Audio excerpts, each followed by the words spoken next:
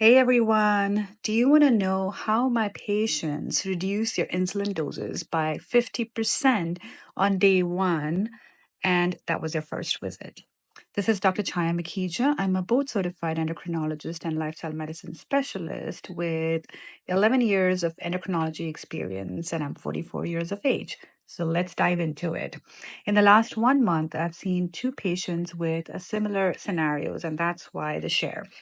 The first patient came in with almost 120 units of insulin once a day, and then 20, that's another 60 units for mealtime insulin. So that was almost, you can imagine, 200 units of insulin in a day with A1C of 14, 15%. That is equating to blood sugars of 400s to 450s for the last several years.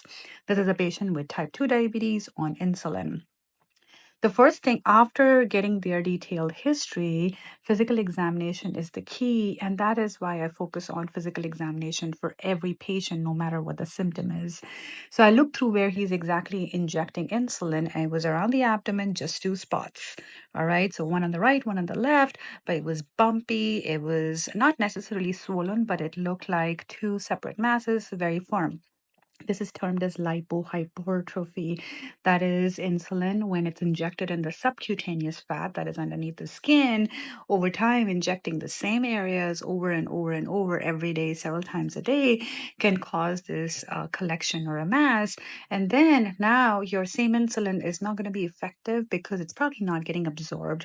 It's just staying there and not entering in the bloodstream, leading to requirements of higher doses of insulin and not seeing much of an improvement.